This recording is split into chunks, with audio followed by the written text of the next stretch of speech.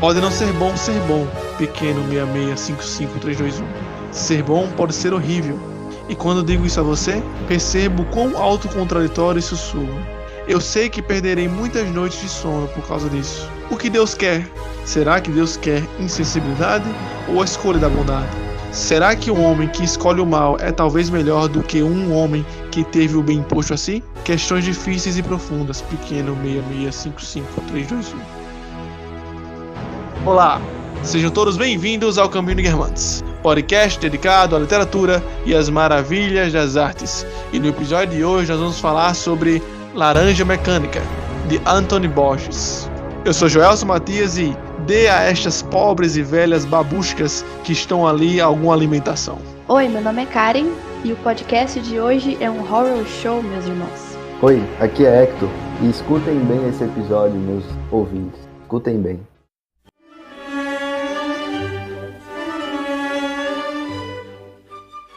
Estamos aqui mais uma vez reunidos para falar sobre esta obra de distopia. Falando nisso, é a segunda obra de distopia que nós abordamos aqui no Caminho de Guermantes. Então já entra aqui para a nossa pequena série interna do nosso projeto Caminho de Guermantes. Espero que vocês aproveitem muito. Então, como de costume, iremos primeiramente falar sobre a biografia do homem por trás da obra, Anthony Borges. Bom, nosso querido autor Anthony Borges, como o Gelson falou, ele foi um escritor, compositor e crítico britânico aí do século passado, e basicamente ele ficou muito famoso por ser uma figura intelectual muito controversa. Ele estudou literatura e língua inglesa na Universidade de Manchester e se tornou muito famoso principalmente por seus escritos tanto na área da crítica literária, né, da análise literária, fazendo aí análises e livros específicos sobre obras do James Joyce, por exemplo, ao mesmo tempo que ele também teve aí um certo reconhecimento por suas composições. Ainda assim, nada disso se compara realmente à obra que ele deixou pra gente, que foi a Laranja Mecânica. Alguns fatos interessantes que podem contribuir para a análise, né, do autor por trás da obra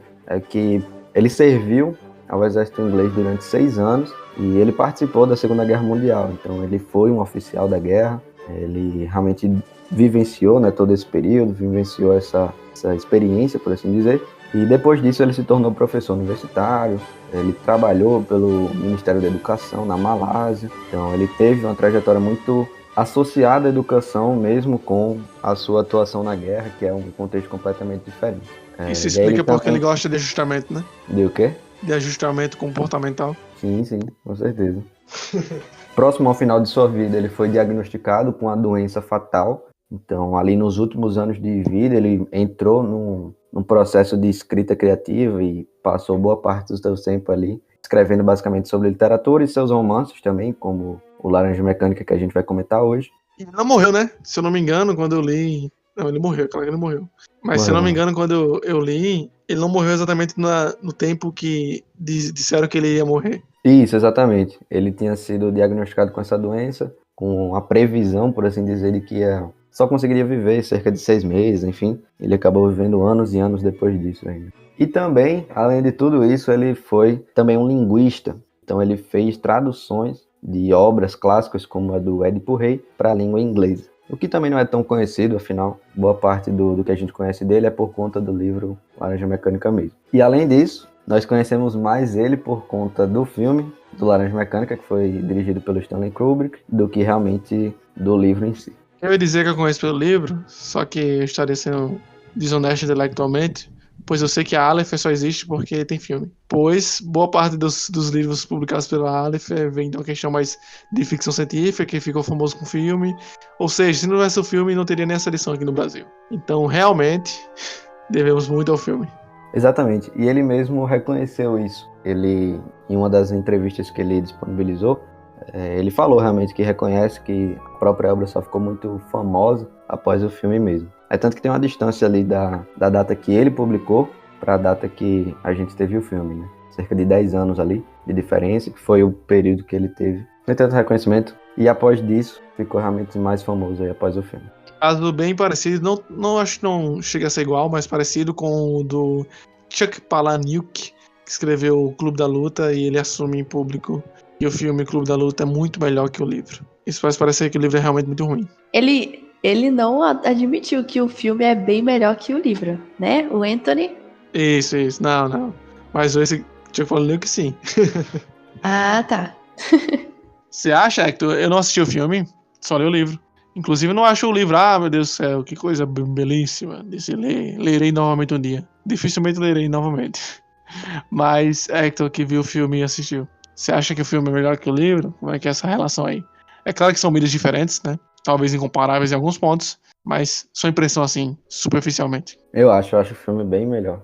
Bem melhor. Uhum. Mas eu acho que é questão do teor das imagens mesmo. Eu acho que pelo filme a gente tem uma representação muito mais marcante do que a obra quer passar, do que realmente pela escrita do autor. Até por conta das dificuldades da leitura em si, né? Por conta do glossário que ele escreveu especificamente para esse livro. Então, apesar de tudo isso, eu acho que o filme ainda assim transparece bem melhor. Mas a gente vai falar sobre isso aí mais na frente.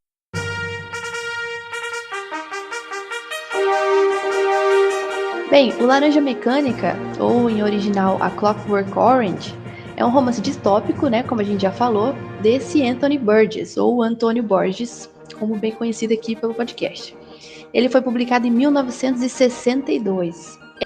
A ambientação desse livro é a sociedade inglesa, assim como Anthony Burgess era inglês, de um futuro distópico. É um futuro distópico porque tem elementos futurísticos, sim, mas mesmo assim ainda há muitas referências do passado. Então tem vitrolas, o estilo de música, o estilo das pessoas. Então, apesar de ser um romance distópico, um futuro distópico, ele não é futurístico no sentido de exagerado, mas mesmo assim se passa no futuro. Tem uma cultura de extrema violência juvenil, e é aí que aparece o nosso anti-herói, o personagem principal, que é um adolescente, que ele é o narrador do livro. Então o livro acontece por uma narração em primeira pessoa sobre essas façanhas violentas e todas as suas experiências com as autoridades estaduais, os policiais, enfim, que possuem a intenção de reformá-lo. Então ele tem uma luta aí não somente contra a polícia no sentido de fugir dela, ele não quer apenas fugir para não ser preso, mas ele quer fugir dessa reforma que estava junto com a prisão, que seria uma consequência direta da prisão. Ele é parcialmente escrito em uma gíria, e o livro é muito famoso por causa disso, por causa desse glossário alternativo que existe na linguagem, que é uma mistura entre o russo e o inglês. E nesse inglês aqui estão incluídas as gírias que o pessoal fala, que a juventude da época, né, a juventude inglesa falava na época, e toda essa mistura aí dá origem à linguagem fictícia do livro, chamada Nadsat, ou Nedsat. E essa é considerada uma sátira à sociedade inglesa. O protagonista, e como já dito, o anti-herói, o Alex, ele é amante da música clássica, principalmente de Beethoven, e Beethoven é o que mais aparece no filme, mas no livro também tem muita ênfase em Mahler, que tem aquelas sinfonias esplendorosas, exageradas, e dá para imaginar por que ele gosta delas. E são todas assim, tão animadas quanto o quarto movimento da nona, aquele famoso. E ele, além de fã de música clássica, apreciador das belas artes e muito violento, ele é líder de uma gangue de delinquentes que roubam, estupram, enfim, faz tudo quanto é façanha e acaba caindo nas mãos da polícia. Depois de cair nas mãos da polícia, o Alex é preso e acaba num tratamento de reabilitação. É uma experiência chamada Tratamento Ludovico, do qual a gente vai falar um pouco mais daqui a pouco. Sobre o ambiente no qual eles estão durante a narrativa, né? Ou seja, o ambiente em que o autor vai nos descrever. Como o Karen falou, ele é meio futurista, mas ele é meio antigo. E aí me lembrava do tempo, né? Assim, a minha referência do tempo foi meio steampunk. Steampunk é um tipo de cenário, por assim dizer, que tem suas variações, que é tipo assim, é o passado futurista. Por exemplo, Revolução Industrial com robô, sabe? Imagina um robô, só que na Revolução Industrial. É claro que a Laranja Mecânica não tá nesse nível. Tipo, a então esse é o conceito? Steampunk. Show, legal. O Laranja Mecânica não estaria nesse nível de robô, enfim, de alta tecnologia, é claro. Mas teria sim uma tecnologia diferenciada. Teria sim problemas distópicos tipicamente futuristas, ou que se imagina como futuristas, né? Nesses pensamentos dos escritores da época, enfim, né? Dos anos 60, lembrando que nos anos 60 o pessoal escrevia muito sobre o futuro, né? Sobre naves indo pra Lua. Lembrando que em 68 o homem foi à Lua pela primeira vez. corrida espacial, Guerra Fria começando. Então, muitas tensões aí na humanidade, muitas reflexões sobre a vida humana, nos levou a ter, assim, de modo geral, uma visão meio pessimista da humanidade para o futuro. Isso vai reverberar na concretização do estilo cyberpunk, que é um futuro totalmente distópico, e aí tem essa outra ramificação que é o steampunk, que é mais ou menos onde eu tô colocando aqui o Laranja Mecânica.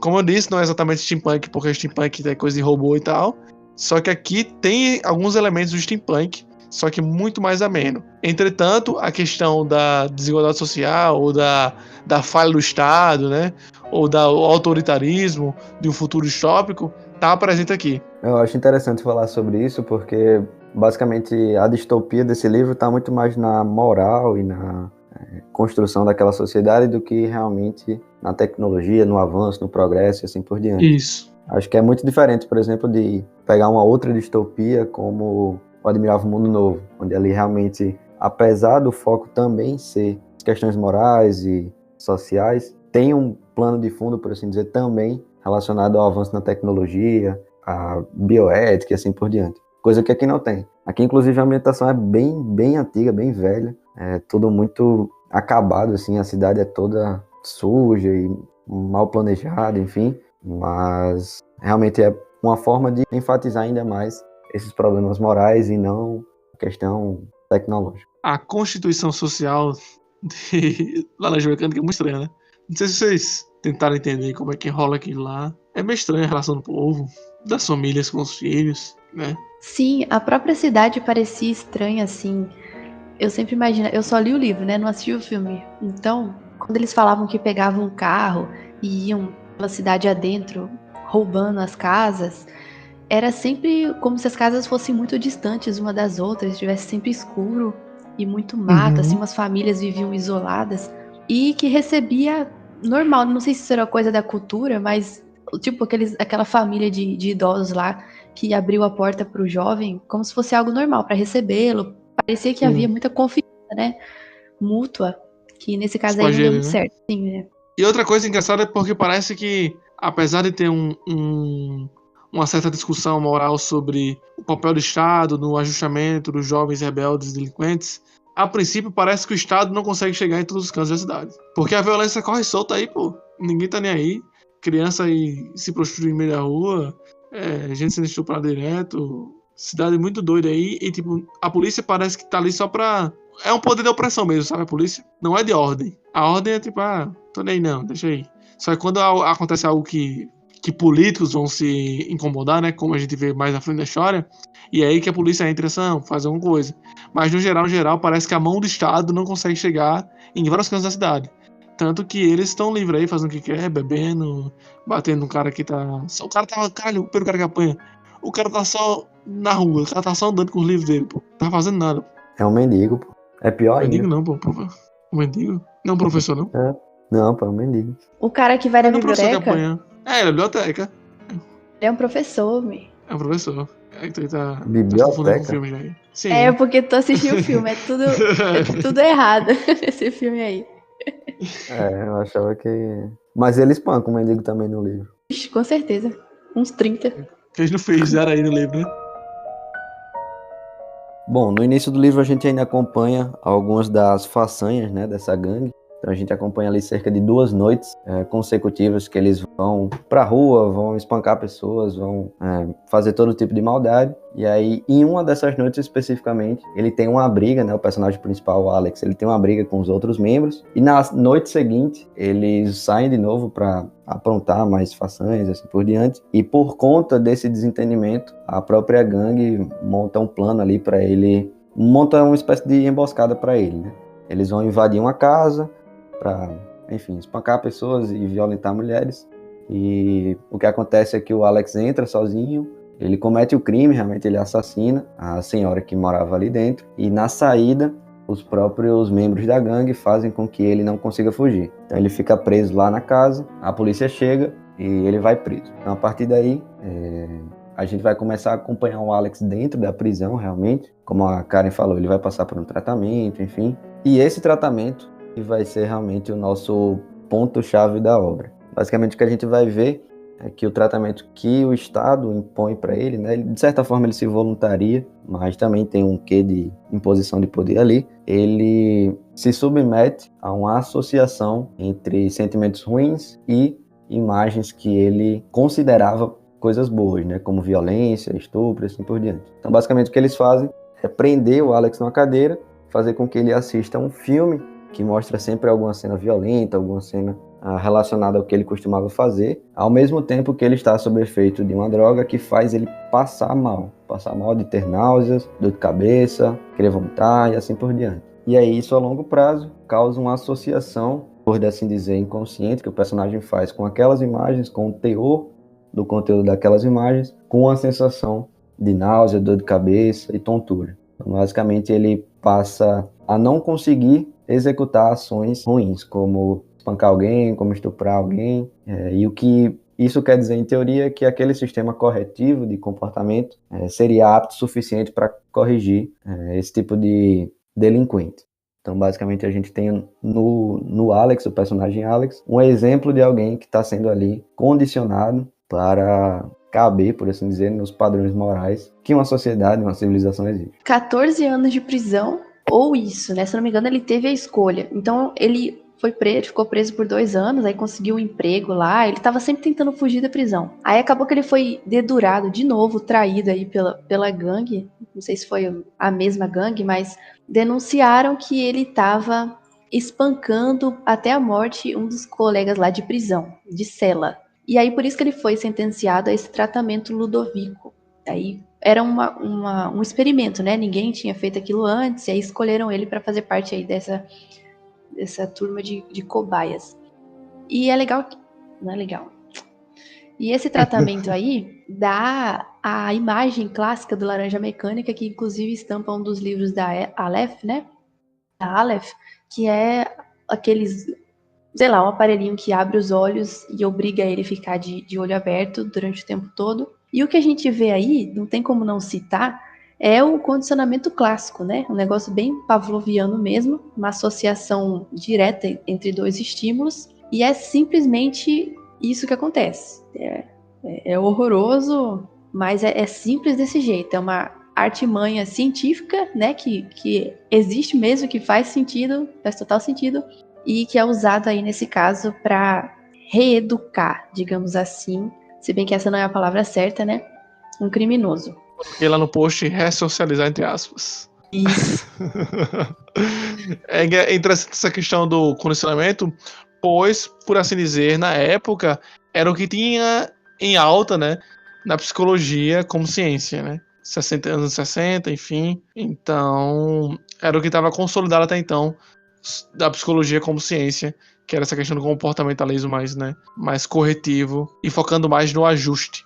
Outra coisa que a gente não falou ainda foi que, como já estabelecido no início da narrativa e como dito também por Karen aqui no podcast, ele gostava muito de música, né? Ele gostava muito de Beethoven e de outros compositores. Pois, como visto durante o livro, isso lhe fazia ficar mais excitado, lhe dava força, né? A música como um alimento de excitação corporal, um alimento sensual que leva ele ao ódio, leva ele à violência. Só que, durante o tratamento do Ludovico, ele tem que ouvir a música que ele gosta também. Então, ele tem até uma fala muito engraçada sobre isso, que até a música tiraram dele. Ele nem pode mais ouvir música mais. Ele não pode mais ser violento, ele não pode nem mais ver mulher, porque ele não pode ficar excitado. Isso também é mostrado no livro, ele não pode ver nenhuma mulher assim. Não é tipo, eu não vou mais violentar. Não, ele não pode ficar mais nem excitado, que ele fica com náuseas. E ele não pode ouvir música, então ele foi literalmente capado aí, sabe? Em todas as formas possíveis.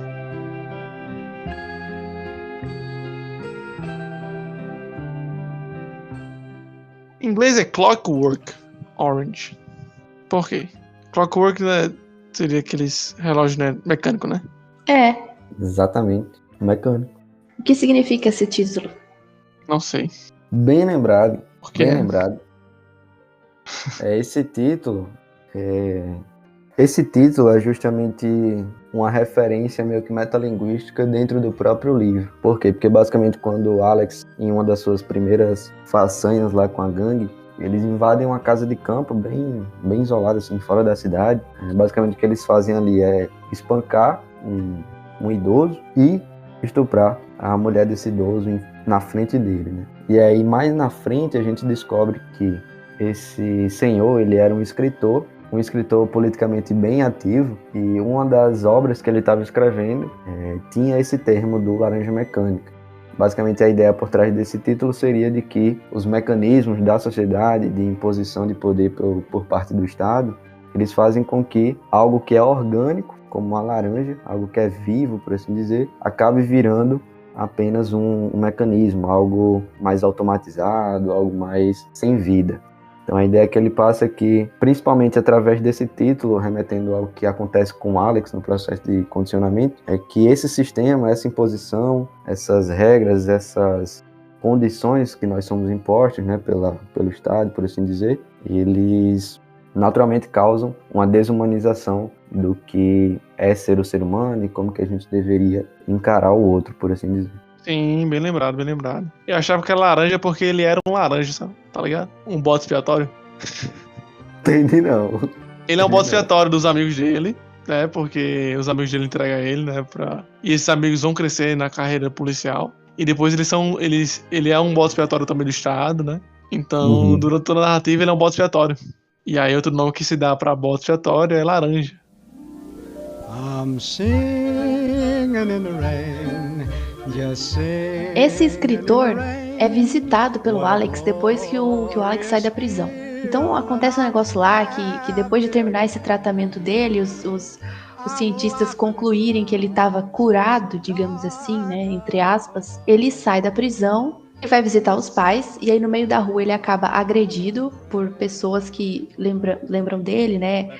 Enfim, sempre tem essa questão do linchamento público, né? Ele já estava livre, digamos assim, mas acabou sendo agredido como uma vingança, e aí 2 policiais vêm resgatá-lo, e esses 2 policiais, na verdade, eram 2 integrantes da gangue, que, claro, passou muito tempo, eles viraram policiais, agora estavam do lado oposto, e acabam levando o Alex para fora da cidade, e espancam ele lá, de novo, outra vingança aí, e deixa ele lá abandonado para fora da cidade, como se fosse o interior. E aí o Alex desmaia na frente de uma cabana, e quando percebe, ele estava naquela cabana que Hector acabou de mencionar, que é a casa desse escritor, que ele espancou e cuja esposa foi estuprada, enfim. Ele não reconhece, então o escritor recebe o Alex para dentro de casa, ajuda ele, né, a se curar, trata ele muito bem. E aí ele acaba descobrindo que a esposa faleceu, que a esposa dele faleceu, provavelmente por causa das consequências desse estupro. E aí ele acaba contando, o Alex acaba contando que foi ele o líder daquela atrocidade, daquela noite. E aí o velho, claro, fica muito revoltado. Acaba que o Alex tenta suicídio saltando da janela. E aí ele acaba no hospital, ele passa um tempo no hospital, ele recebe outros tratamentos, e aí que começa a confusão desse final e a polêmica também que esse final acabou causando. Por quê? No final desse penúltimo capítulo, ele é meio que descurado, né? É como se esse tratamento que deram para ele no hospital tivesse revertido os efeitos daquele tratamento Ludovico. Então, os impulsos começam a surgir novamente, ele se torna violento novamente, e aí ele foi colocado numa instituição para doentes mentais normal, digamos assim, mesmo depois de todo aquele tratamento, e aí acaba recebendo uma oferta de emprego, enfim. No caso dessa oferta de emprego, essa oferta de emprego vem da questão de que tinha muito político ao redor disso, enfim, então para não deixar vestígio, eles começaram a tentar ressocializar ele de outra forma, né? Dando emprego, dando uma renda pra ele. Só que ele não muda tanto assim a princípio. Ele continua dando os rolê à noite, fazendo as coisas que tem aí, enfim. E é muito estranho pensar nisso, porque assim, aí complica ainda mais toda essa questão de que tipo de tratamento foi esse? Ele estava curado ou não tá? Onde é que tá a questão do livre-arbítrio? E depois que começou a ressurgir esses impulsos, aconteceu mesmo alguma mudança dentro dele? Toda essa confusão acaba ficando ainda mais latente no último capítulo, que é talvez o mais interessante, amado por uns, odiado por outros, que é o capítulo 21. Esse capítulo 21, ele foi omitido do filme do Kubrick, por razões óbvias, mas ele mostra um momento, assim, parece até estranho, mas é quando o Alex meio que está amadurecido, até porque o número 21, a idade de 21 anos, dá para entender que ele se arrependeu de tudo que ele fez e ele melhorou ali de alguma forma. Isso acaba dando para um livro um sinal ou uma forma de romance de formação. É como se até então, nos 20 capítulos, a gente tivesse uma descrição bruta ali de todos os crimes e da história do tratamento dele, mas que é só isso, é um retrato, né? Uma definição, uma descrição daquele episódio.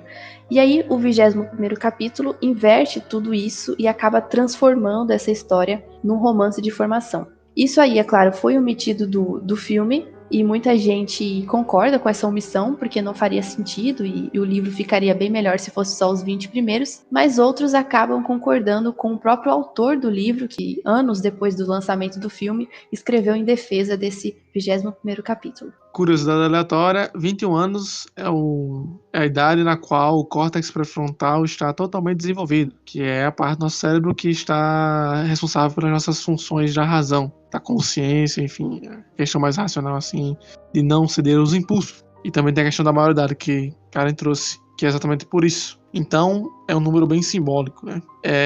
Inclusive, é nesse capítulo em que a gente vai ver que ele tá meio cansado, assim, tá morgado, sabe?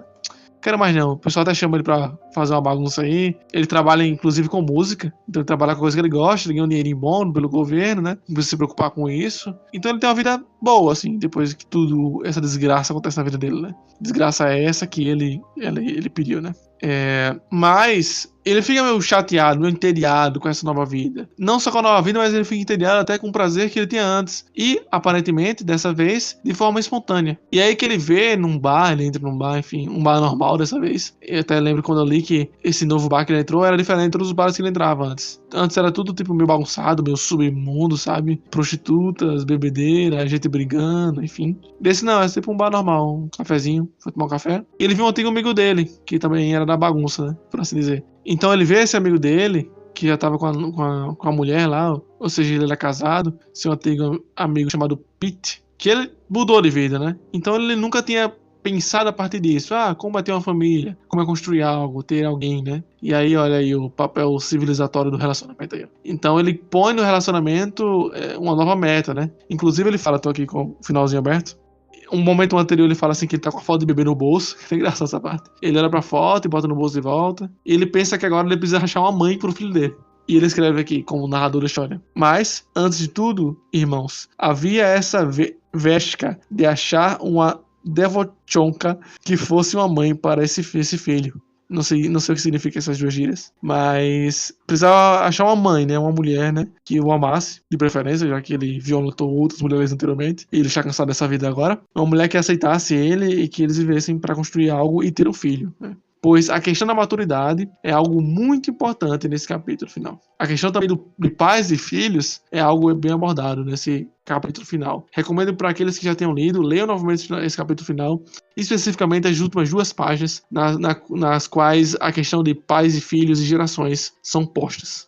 Diga aí, Hector, por que esse capítulo não presta? Vou brigar aqui, vou brigar. Tu diz aí que eu vou sair. Eu tava me coçando aqui, pô, vocês falando aí.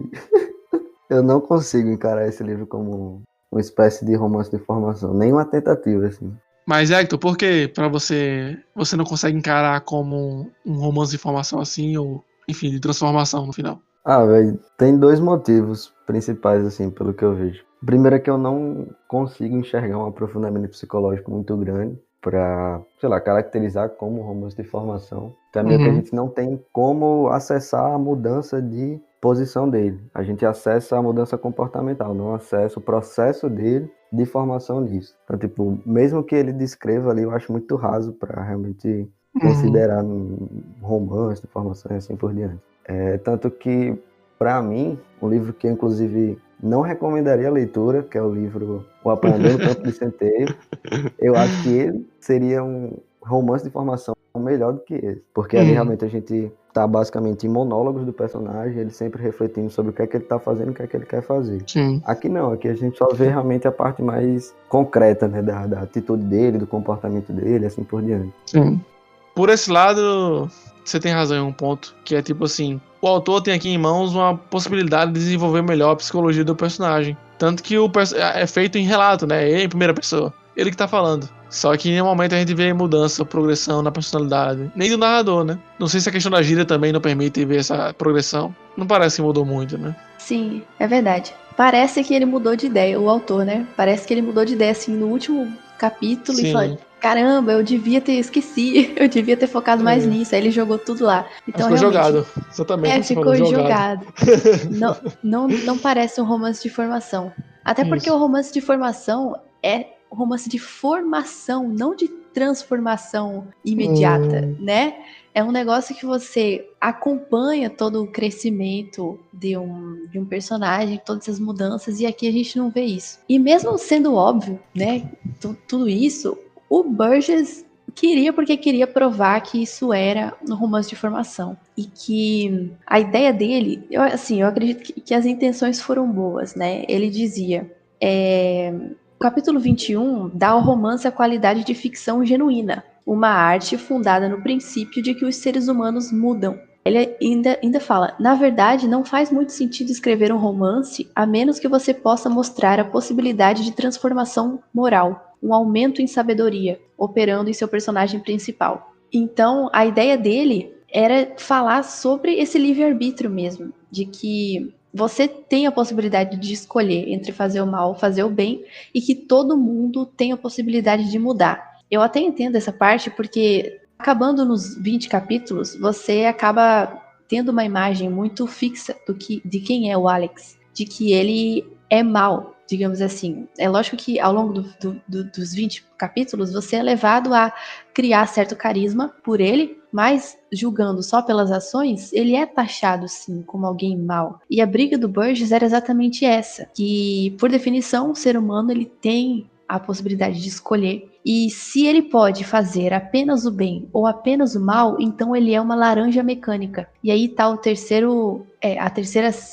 significado que a gente pode dar a esse título de laranja mecânica, e esse dado pelo próprio Anthony. Ele fala, uma laranja mecânica é aquele que tem a aparência de um organismo vivo, ou seja, laranja, que é colorida, com couro, com suco, que é orgânico, né? Mas na verdade é apenas um brinquedo mecânico por dentro, a ser enrolado, ou seja, mecânico, porque é aquilo, é fixo e é controlado ou por Deus, ou pelo diabo, ou pelo Estado Todo-Poderoso. E é uma coisa que, segundo ele, é tão desumano ser totalmente bom quanto ser totalmente mal. E o que importa, na verdade, é essa escolha moral. Mas assim, também, né? O cara não escreve tão bem assim. Convenhamos, né? Difícil também. Não, mas tem outro ponto. Acho que consegui trazer o segundo ponto. O enredo, ele também leva a entender que as mudanças que foram feitas foram nos acidentes. Tipo, ele mudou primeiro quando teve o tratamento, e no último capítulo a gente não tem certeza, mas dá a entender que ele mudou porque depois da tentativa de suicídio dele aconteceu alguma coisa, seja, sei lá, por ele ter ficado em coma, seja por ele ter passado por um tratamento, que ele meio que volta ao normal. Então, não é como se realmente tivesse um processo ali, é como se algumas coisas, alguns momentos específicos, por conta de algum agente externo, por conta de alguma afetação naquele momento, causou aquele tipo de mudança. Tipo, realmente não vejo esse processo de formação, como a gente falou. Mas, ao mesmo tempo, tem um processo muito legal que o Burgess tenta fazer, que é fazer com que você crie empatia pelo personagem, né? Apesar de tudo aquilo que ele fez. Então, assim, primeiro a gente vê todo o lado ruim dele, que é inegável, assim, ele é uma pessoa horrível. Mas aí ele volta do tratamento, ele é expulso de casa, aí ele é espancado na rua, aí os próprios amigos deles espancam ele novamente. Então, assim, depois da metade ali, a gente vê como se fosse um processo de o que seria uma redenção. Ele realmente voltando para um estado normal, civilizatório, e passando pela empatia do leitor também. E ainda tem um final, né, que ele é basicamente usado justamente como um boneco aí, como você falou, cara. Ele é usado como um boneco pelos partidos políticos. Então, tanto o velho, que era escritor, ele tenta utilizar o Alex como um bode expiatório para ir contra o Estado, contra as formas de repressão, de controle do governo e assim por diante. Quanto também, depois dele tentar suicídio ali, né, pulando da janela porque estava escutando Beethoven, não aguentava mais, estava passando mal. O outro partido político, que seria o que está realmente lá em poder, né, atualmente, eles vão lá e tentam utilizar ele também como um bode expiatório para dizer como que o processo funciona, como que, além do tratamento funcionar, a oposição também faz coisas horríveis. Então, ele é basicamente um boneco ali, como você falou, e o leitor ele é levado a tentar ter essa empatia com ele. Mas eu, pelo menos, não consegui ter. Para mim, em nenhum momento ali estava sendo, sei lá, moralmente interessante o debate. Eu só tava querendo ver ele se fuder mesmo e acabou. Mas aí, Hector, você falando assim, me deu outra perspectiva, eu voltei atrás aqui. Parece que o Borges, ele tava... O Anthony Borges aí, ele tava tentando construir um caminho aí de redenção, sabe? Tipo, sei lá, faz parte da caminhada. Por mais que não seja uma transformação e não seja tão bem feito assim também, mas tava na caminhada aí, ele sofreu, ele apanhou dos próprios amigos, ele esteve do outro lado. E aí fica mais convincente, sabe? Que ele poderia mudar no final, apesar dele ser jogado, e apesar de não ser introspectivo. É convincente, tipo, o autor ter desejado antes que o Alex mudasse no final. Talvez seja só falta de habilidade escrita mesmo. É possível. Não podemos descartar essa hipótese. Sim, é possível. Só não acho que seja o caso. Isso não desculpa, né? É verdade, pô. Esse aí é um livro diferente. Diferente de tudo que eu já tinha lido. Porque é como se você estivesse assistindo um filme. Eu acho que eu até comentei com o João que eu peguei o livro emprestado dele, que eu li numa tacada só, assim, numa tarde, como se eu estivesse assistindo o filme. Porque as cenas são tão caricatas, no sentido de extremamente ilustradas e expressivas e repetitivas muitas vezes, porque você acaba entrando assim, tá bom, já entendi, ele vai fazer isso, você já começa a prever, com certeza, não vai dar. Então, é uma coisa repetitiva que não deixa de ser interessante, assim, é interessante assistir o filme Laranja Mecânica, é um filme muito bom, tanto é que é aclamado pela crítica, mas é um estilo diferente de livro. Então, aquele que, às vezes a gente está acostumado a ler aquele livro profundo, né, que dá para você ficar procurando por pistas de moralidade, de filosofia. Você começa fazendo isso no livro, mas aos poucos você vai desencanando e falando, não, nada a ver isso aqui é outra matéria. Mas o finalzinho me pegou, na moral. Tem uma partezinha bonitinha no final. Uma fala interessante. É claro que é muito melhor desenvolvido em outros livros, como Pais e Filhos de Turgenev, mas a mensagem é a mesma. Isso aí, cara, que tu falou, eu lembrei da coisa. Ele era roteirista também, né? É verdade, hein? Por isso. Pois é, será que... Isso me lembra muito hoje em dia o pessoal que escreve achando que tá escrevendo um roteiro. Tipo, quer escrever livro, escrevendo roteiro, sabe? Já vi alguns contos que o pessoal escreve como se fosse roteiro de um filme, de uma série, sei lá. Tipo, de pessoas que cresceram assim, assistindo muita TV. Como eu também, tô dizendo que eu não cresci, não. Mas tem gente que, tipo, fica muito presa nisso e só consegue imaginar as coisas a partir da TV. Tipo, vou escrever um livro? Não, vou escrever do jeito que eu vejo na TV. Entende? Parece que esse imaginário, trazendo essa palavra aí, o imaginário, ele tá muito mais focado na TV, na construção de cenas televisivas, gráficas, do que construções literárias, né? Mais imagéticas. Excelente. Agora você me deu o argumento pra dizer que o filme é melhor. Vai ver, foi escrito pra ser um filme, por isso que é tão bom. Foi escrito pra ser um filme, pô. Exatamente. Ele não conseguiu se libertar das amarras do imaginário.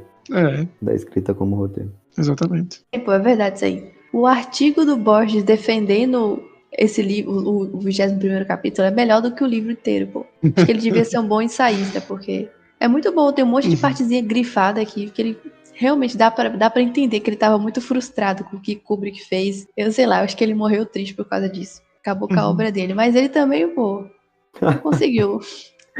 Ele não colaborou também, né? Quando o cara escreve sim, sem vírgula, seguidamente, eu já fico meio assim.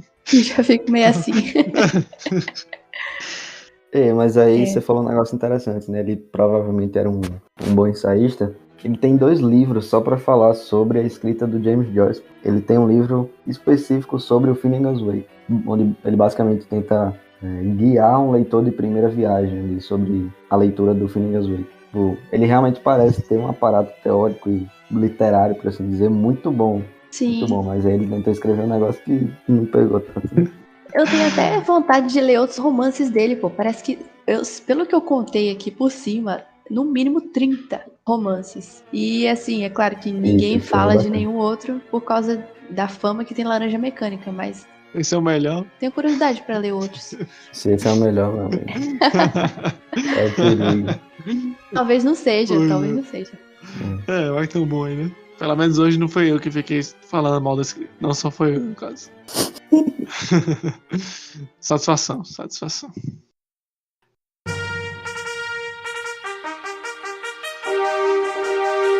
Sim. Era isso. A juventude precisa acabar. Ah, sim. Mas a juventude é apenas quando nós nos comportamos. Tipo assim, como os animais. Não é tipo assim ser um animal. Mas ser um daqueles brinquedos malenques que você videias sendo vendidos nas ruas. Com pequenos cheloveques feitos de lata e com a mola dentro e uma chave de corda do lado de fora. E você dá corda nele e grá. E ele vai itiando, tipo assim andando. Oh, meus irmãos, mas ele tia numa linha reta e bate direto em coisas bang bang e não pode evitar o que está fazendo. Ser jovem é como ser uma dessas máquinas malenques. Meu filho, quando eu tivesse um filho, eu iria explicar tudo isso a ele. Quando ele fosse starring o bastante para tipo assim compreender, mas eu sabia que ele não compreenderia, ou não iria querer compreender tudo, e faria todas as vescas que eu fiz. Sim, talvez até mesmo matando alguma pobre forela starring, cercado de cortes e coscas miantes, e eu não seria capaz de impedi-lo. E nem ele seria capaz de deter seu próprio filho, irmãos. E assim itiaria até assim o fim do mundo, sem parar, com um Chelovek Bolshin gigante, como o velho Bog em pessoa, por cortesia de Lactobar Korova, girando, uma laranja, Vone Grasny em suas rucas gigantescas. Galera, teve uma hora que eu gritei aqui, cara. Puta que pariu.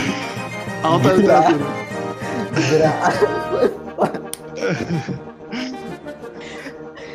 Tá me ganhando muito aqui, pô.